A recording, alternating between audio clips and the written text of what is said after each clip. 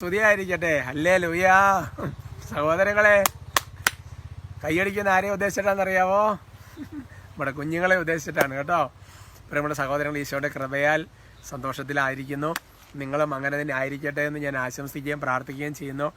ഞാൻ ഈ ദിവസങ്ങളിൽ വാട്സപ്പിൽ കുറച്ചൊക്കെ മെസ്സേജുകൾ നോക്കാൻ വേണ്ടി പറ്റുന്നുണ്ട്. മെയിലൊക്കെ ഒരുവിധം ഏതായാലും ചെക്ക് ചെയ്യാൻ വേണ്ടി പറ്റുന്നുണ്ട്. ഈശോയുടെ കരുണ കൊണ്ട് പല വിധത്തിൽ. ഏതായാലും എൻ്റെ പ്രിയപ്പെട്ട സഹോദരങ്ങൾ എന്നൊക്കെ വേണ്ടി എല്ലാം പ്രാർത്ഥിക്കുന്നുണ്ട് കേട്ടോ.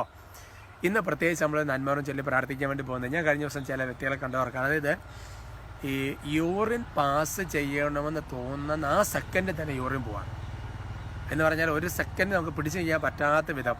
അപ്പോൾ അത് ചില പാരമ്പര്യമായിട്ട് ചില കുടുംബങ്ങളിൽ പോലെ അങ്ങനെ രോഗങ്ങൾ തലമുറയായിട്ട് അങ്ങനെ മരുന്നില്ല.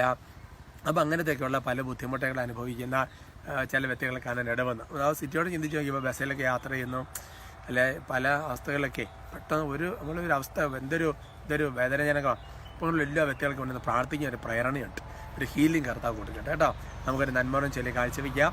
നന്മ നിറഞ്ഞ മറിയമേ സുസ്തി, കർത്താവ് അങ്ങയുടെ കൂടെ സ്ത്രീകളിൽ അങ്ങ് അനുഗ്രഹിക്കപ്പെട്ടവളാകുന്നു. അങ്ങയുടെ ഉദരത്തിന് ഫലമായി ഈശോ അനുഗ്രഹിക്കപ്പെട്ടവനാകും. പരിശുദ്ധ മറിയമേ തമ്പുരാൻ്റെ അമ്മേ, പാപികളായ ഞങ്ങൾക്ക് വേണ്ടി ഇപ്പോഴും ഞങ്ങളുടെ മരണസമയത്തും തമ്പുരാനോട് അപേക്ഷിച്ച് പറയണമേ. ആമേൻ. Praise the Lord. കഴിഞ്ഞ ദിവസം നിങ്ങളോട് ഞാൻ പ്രാർത്ഥന ചോദിച്ച വിഷയങ്ങളൊക്കെ ഒരു വലിയ ദൈവത്തിൻ്റെ കൃപയായി കേട്ടോ. നിങ്ങളോട് നന്ദി പറഞ്ഞില്ലെങ്കിൽ എനിക്കൊരു സമാധാനം കിട്ടിയല്ല. ഹല്ലേലൂയ. പ്രിയമുള്ള സഹോദരങ്ങളെ, ഇന്നത്തെ നമ്മുടെ വിഷയത്തിൻ്റെ തലക്കെട്ട് ഇങ്ങേർക്ക് അവസരം കൊടുക്കരുത് എന്നുള്ളതാണ്. ചിലപ്പോൾ നമ്മൾ സംസാരിക്കും അങ്ങേർക്കൊരു അവസരം കൊടുക്കരുത്, അങ്ങേർക്ക് അവസരം കൊടുത്താൽ നമുക്ക് പണി കിട്ടും എന്നൊക്കെ പറയുന്ന പോലെ തന്നെ എൻ്റെ സഹോദരങ്ങളെ, അതായത് ചില ആൾക്കാർക്ക് ചില അവസരങ്ങൾ കൊടുത്താൽ പിന്നെ അത് നമുക്കൊരു വലിയ തലവേദനയാകാൻ സാധ്യതയുണ്ട്. അതുകൊണ്ടാണ് അങ്ങനത്തെ പല ഡയലോഗുകളൊക്കെ പറയുന്നത്.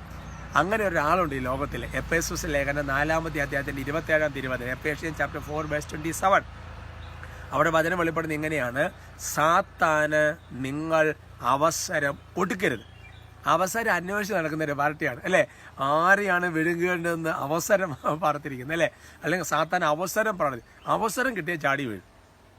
Price the Lord. അതുകൊണ്ട് അവസരം കൊടുക്കരുത്. അപ്പോൾ അതാണ് നമ്മളൊന്ന് ചെല്ലുന്നതായിട്ട് സാരമില്ല, പോട്ടെ ചെന്ന് കണ്ണടച്ചേക്ക് ഒന്ന് വയങ്ങേക്ക് ഒരു ഇച്ചിരി ജാഗ്രത കുറവ് വന്നാൽ അപ്പം ചാടിക്കുക. അവസരം കൊടുത്ത സത്യമാണ്, പിന്നെ പുറത്താക്കാൻ അത്ര എളുപ്പമല്ല. അതുകൊണ്ട് എൻ്റെ പ്രിയപ്പെട്ട സഹോദരങ്ങൾ, നമ്മുടെ ജീവിതത്തിൽ വളരെ വളരെ വളരെ അതായത് പാപത്തിൻ്റെ ചെറിയ പ്രലോഭനത്തിന് പോലും നമ്മൾ അവസരം കൊടുക്കുക. ആ പിള്ളേരാണെന്നുണ്ടെങ്കിൽ നമ്മളിങ്ങനെ ഒരുമിച്ച് നിൽക്കുകയാണെങ്കിൽ ഇടയ്ക്കോടെ ഇങ്ങനെ കെഴുതി കയറി ഇടയ്ക്ക് നിൽക്കുകയല്ലേ. നമ്മൾ ഒരു സ്പേസ് കൊടുക്കരുത്, ഒരു സ്ഥലം കൊടുക്കരുത്, അവസരം കൊടുക്കരുത്, സ്ഥലം കൊടുക്കരുത് എന്നൊക്കെയാണ്. Don't give space four sit. അപ്പം അതുകൊണ്ട് നമ്മുടെ ജീവിതത്തിൽ ഏത് തരത്തിലാണെന്നുണ്ടെങ്കിലും നമ്മൾ ഈ ഒരു ലാഘവത്തെ ഈ വിഷയത്തിൽ വരുത്തരുത്. ഇനി പിശാചിന് അവസരം കൊടുക്കാതിരിക്കണമെങ്കിൽ ഈ എഫേസ്യസ് ലേഖനം 4 പറയും, നിങ്ങൾ പഴയ മനുഷ്യ ഉരിഞ്ഞു മാറ്റി പുതിയ മനുഷ്യനെ ധരിക്കണമെന്നൊക്കെ പറയുന്നത്.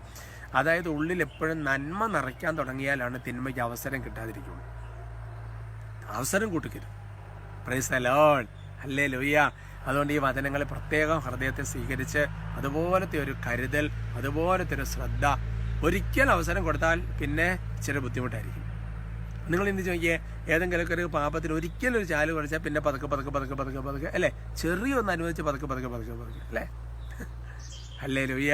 പണ്ട് എന്തോ ഒരു ഇത് പറയുന്നില്ല, എന്നാ ചില ജീവികൾക്ക് താമസിക്കാൻ ആദ്യം തല വെക്കാൻ അവസരം കൊടുത്തു, പിന്നെ കാല് വെക്കാം, പിന്നെ എന്തായി മൊത്തം എന്ന് പറഞ്ഞ സ്ഥിതിയാണ്.